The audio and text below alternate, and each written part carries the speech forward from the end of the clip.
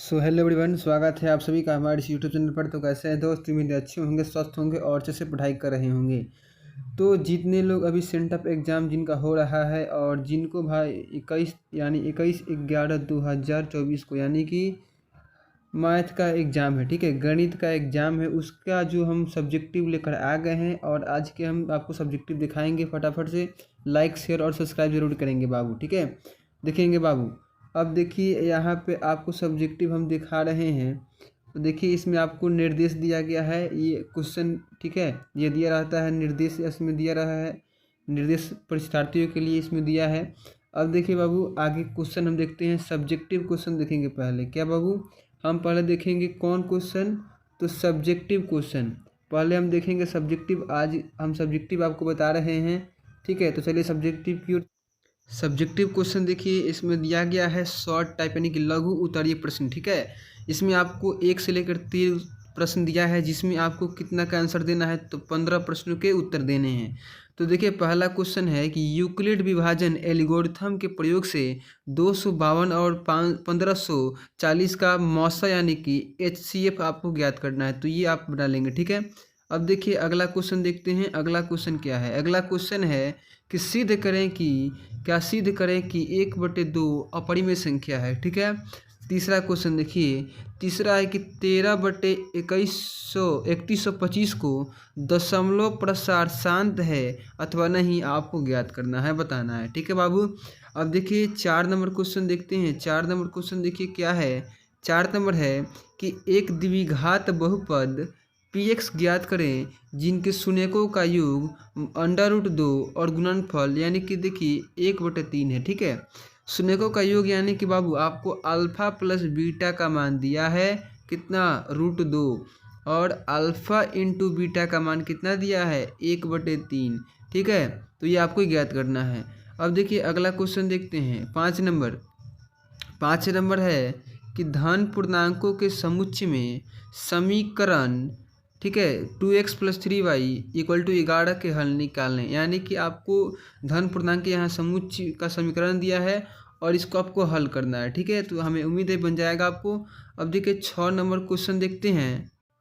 6 number question देखिए, 6 number question है कि समीकरण निकाय 2x + y = 7 एवं 4x - 3y + 1 = 0 को प्रतिस्थापन विधि से हल करें। प्रतिस्थापन विधि से आपको हल करना है। जो क्वेश्चन में कहेगा विधि, उसी विधि से आप बनाइएगा। ऐसा नहीं है कि जो आपको आसान लगेगा वो बना देना है, इससे आपको गलत हो जाएगा, ठीक है। अब देखिए 7 नंबर क्वेश्चन देखते हैं। 7 नंबर है कि दिखाएं कि समीकरण निकाय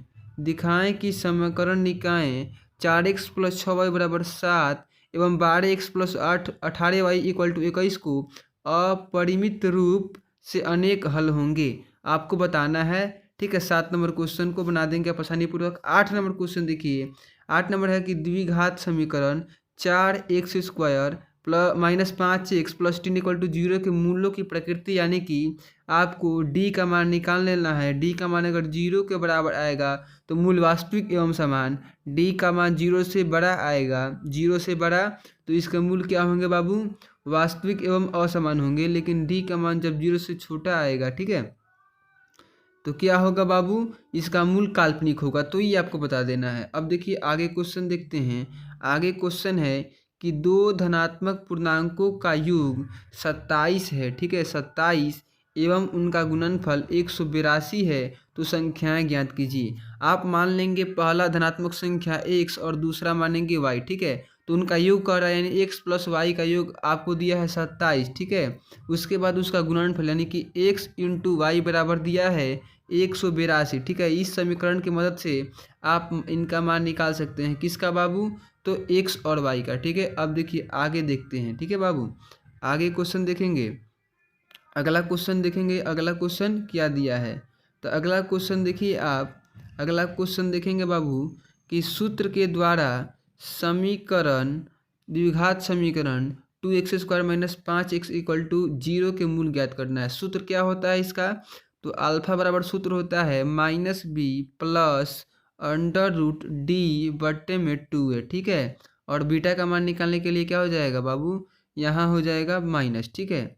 ये सूत्र होता है। यहाँ देखिए प्लस माइनस होता है, तो इस सूत्र की मदद से आप द्विघात समीकरण को मूल ज्ञात कर सकते हैं। अब देखिए बाबू अगला क्वेश्चन देखते हैं। देखिए 11 नंबर है कि समांतर श्रेणी 9, 13, 17, 21 का 20वां पद, ठीक है। इसमें ए का मान देखिए आप 9 दिया है और डी का मान निकालेंगे तो आ जाएगा 4 और देखिए एन का मान इस पे दिया है 20 यानी 20वां पद। तो एस एन बराबर सूत्र होता है n/2 2a + n-1/2, तो वही सूत्र यहाँ पे लग जाएगा। अब आगे बढ़ते हैं यानी कि क्वेश्चन नंबर 12 को देखते हैं बाबू।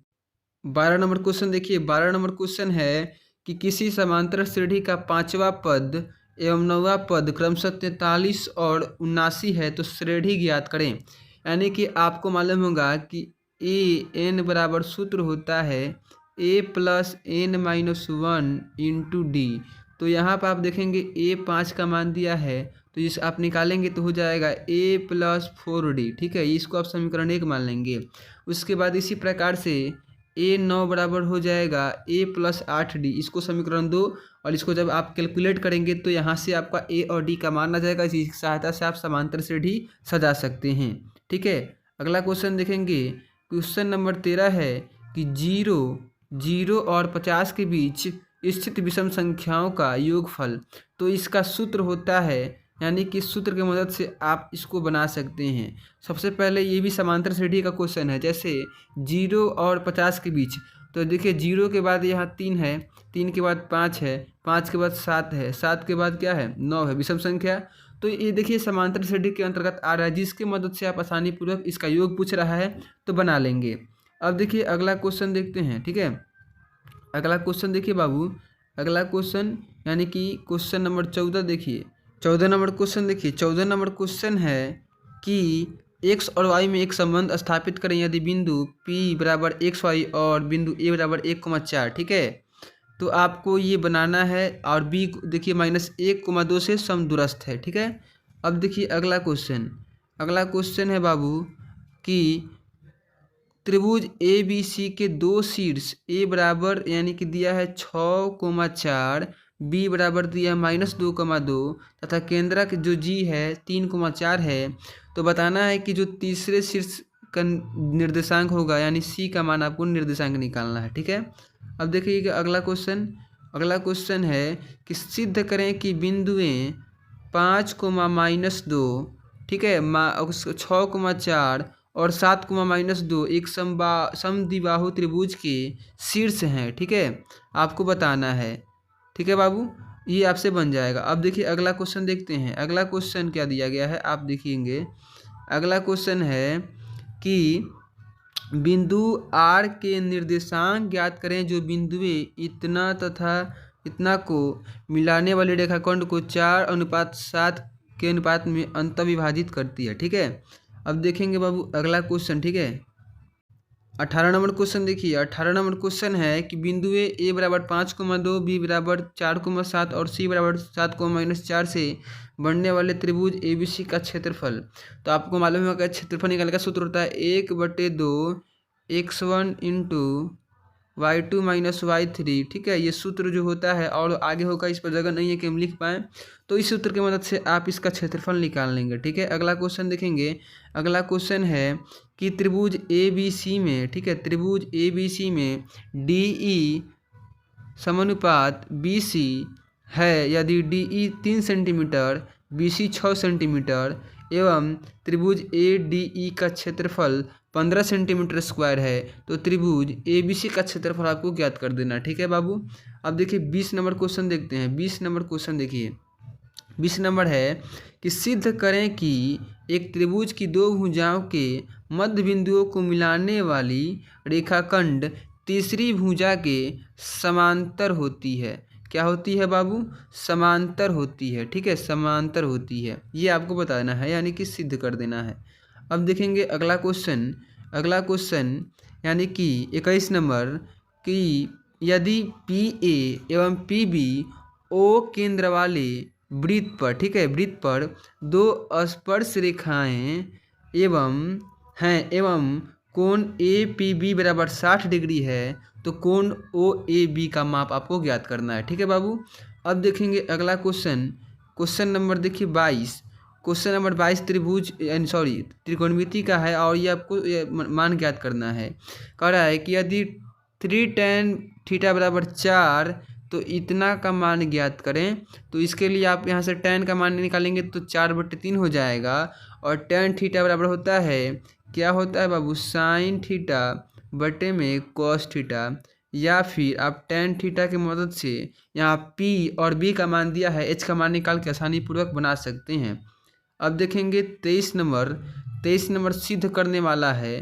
क्वेश्चन है सिद्ध करें कि cot 12 degree into cot 38 degree into cot 52 degree into cot 60 degree into cot 78 degree बराबर 1/√3। ये आपको सिद्ध कर देना है। तो चलिए अगले क्वेश्चन की ओर चलते हैं।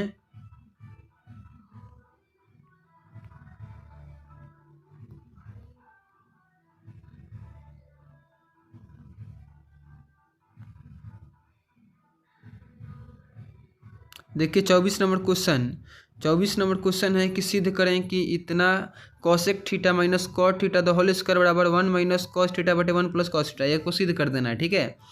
25 नंबर है कि एक वृत्त की परिधि 22 सेंटीमीटर है तो उसकी 1/4 का क्षेत्रफल आपको ज्ञात करना है। ठीक है। अगला क्वेश्चन देखते हैं बाबू। क्वेश्चन नंबर 26 है कि एक 14 सेंटीमीटर लंबे वृत्ताकार बेलन का आयतन 11 सेंटीमीटर के किनारे पर बनाए गए घन के आयतन के बराबर है। बेलन की त्रिज्या आपको यानी आर का मान निकाल देना है। ठीक है। अब देखिए अगला क्वेश्चन, देखिए 27 नंबर क्वेश्चन क्या है। 27 नंबर है कि 8 सेंटीमीटर त्रिज्या वाले एक ठोस गोले से 1 सेंटीमीटर त्रिज्या वाली कितनी ठोस गोलियां यानी कि बनाई जा सकती है। ठीक है। तो ये आपसे बन जाएगा। ठीक है बाबू। अब देखेंगे 27 के बाद 28 नंबर क्वेश्चन। 28 नंबर है कि 2 सिक्कों को एक साथ उछाला जाता है। ठीक है। उछाला जाता है तब अधिकतम चित आने की प्रायिकता, 2 सिक्का है तो इसमें 4 परिणाम आएंगे। ठीक है। और कितना कर रहा है 2 यानी 1 चित आने की प्रायिकता, तो आप इसे आसानी पूर्वक बना सकते हैं। अगला क्वेश्चन देखिए क्या है, के किन मानों के लिए द्विघात समीकरण x² माइनस 4kx प्लस के इक्वल टू 0 के मूल समान होंगे। तो ये भी आपसे बन जाएगा। ठीक है। और देखिए आखिरी क्वेश्चन है यानी कि 30 नंबर क्वेश्चन आप देखेंगे बाबू। देखिए 30 नंबर क्वेश्चन भी दिया है। 30 नंबर है कि निम्नलिखित बंटन का माध्य ज्ञात करना है। ये वर्ग अंतराल दिया है, बराबरता दिया है। ठीक है। और आपको माध्य ज्ञात करना है तो ये भी आपसे बन जाएगा। अब देखते हैं अगला क्वेश्चन, यानी कि अब आते हैं दीर्घ उत्तरीय प्रश्न में। दीर्घ उत्तरीय यानी कि 5 नंबर वाले प्रश्न। देखिए 5 नंबर वाले प्रश्न, इसमें आपको दिया है कम से कम कितना क्वेश्चन, तो 1 से लेकर 38, यानी कि आपको इसमें 8 दिया है और अधिकतम यानी आपको 4 बनाना है। यानी कि 8 में से आपको कितना बनाना है, 4 बनाना है। तो 31 नंबर क्वेश्चन देखिए, पहला क्वेश्चन दीर्घोत्तरीय का कि रैखिक समीकरण युग्म x + y = 7, 2x - 3y = 9 का ग्राफ खींचें और हल करें। ठीक है। 32 नंबर है कि 2 अंकों वाली एक संख्या के अंकों का योगफल 15 अंकों के स्थान बदलने पर प्राप्त संख्या मूल संख्या से 9 अधिक है तो संख्या ज्ञात करना है। यह भी आपको मानकर समीकरण बनाकर बनाना है। ठीक है। अब देखते हैं अगला प्रश्न 33 नंबर। ठीक है। देखिए 33 नंबर क्वेश्चन क्या है। 33 नंबर है कि यह सिद्ध करें कि यदि किसी त्रिभुज की एक भुजा के समानांतर एक रेखा खींची जाए तो अन्य 2 भुजाएं एक ही अनुपात में विभाजित हो जाती हैं। यह आपको सिद्ध करके बताना है। ठीक है। अब देखेंगे 34 नंबर, सिद्ध करना है आपको। जो त्रिकोणमिति का क्वेश्चन है ये आपको सिद्ध कर देना है। ठीक है। आपसे फटाफट से आप अपने दोस्तों के पास भी शेयर करेंगे। ठीक है बाबू, क्योंकि ये आज के एग्जाम में आने वाला प्रश्न है, सब्जेक्टिव क्वेश्चन। अब देखिए अगला क्वेश्चन देखते हैं 35 नंबर। 35 नंबर क्वेश्चन है कि 6 सेंटीमीटर त्रिज्या वाले एक वृत्त खींचें। वृत्त के केंद्र से 10 सेंटीमीटर की दूरी पर एक बिंदु से वृत्त पर 2 स्पर्श रेखाएं खींचें। यानी 6 सेंटीमीटर वाले वृत्त खींचना है, उसके जो केंद्र है, केंद्र से आपको 10 सेंटीमीटर की दूरी पर स्थित एक बिंदु से आपको वृत्त पर 2 स्पर्श रेखाएं यानी कि ऐसे खींच देना है। ठीक है। आपको ये बना देना है। अब देखेंगे अगला क्वेश्चन बाबू। अगला क्वेश्चन देखिए, अगला क्वेश्चन यानी कि क्वेश्चन नंबर 36 है कि एक शंकु 24 सेंटीमीटर ऊंचा है तथा उसके आधार की त्रिज्या 6 सेंटीमीटर है। इसे पिघलाकर एक गोले के रूप में ढाला गया है। गोले की त्रिज्या आपकी निकालना है। ठीक है बाबू। अब देखेंगे 37 नंबर। 37 नंबर है कि एक सीढ़ी ऊर्ध्वाधर दीवार पर एक प्रकार टिकी हुई है। सीढ़ी की ऊपरी हिस्सा दीवार के शीर्ष को ठीक स्पर्श करता है। सीढ़ी भूमि के साथ 60 डिग्री का कोण बनाती है। सीढ़ी का निचला सिरा दीवार से 1.5 मीटर दूर है। तो सीढ़ी की लंबाई एवं दीवार की ऊंचाई यानी कि एच का मान, ठीक है, और सीढ़ी की लंबाई यानी कि एल का मान, ठीक है, निकालना है आपको। जिसमें आपको किसका मान दिया है, तो इसमें कोण का मान दे दिया गया है। अब देखेंगे आखिरी क्वेश्चन इस क्लास 38 नंबर क्वेश्चन देखेंगे आप, ये भी बंटन का है, ठीक है, यानी कि वर्ग अंतराल इसमें दिया गया है, बराबरता दिया है। कड़ा निम्नलिखित बंटन का बहुलक आपको ज्ञात करना है, ये आपको क्वेश्चन है। और यही प्रश्न है जो कि आज यानी कि 21/11/2024 के बोर्ड सेंटअप एग्जाम में आने वाला प्रश्न है। तो फटाफट से आप इस क्वेश्चन को अपने दोस्तों के पास भी शेयर करेंगे। और अगर क्लास अच्छी लगी तो चैनल को सब्सक्राइब और लाइक करना नहीं भूलेंगे। तो लेकर आएंगे हम ऑब्जेक्टिव बहुत जल्द। तो आज की क्लास में इतना ही, मिलते हैं अगली क्लास में, तब तक के लिए धन्यवाद।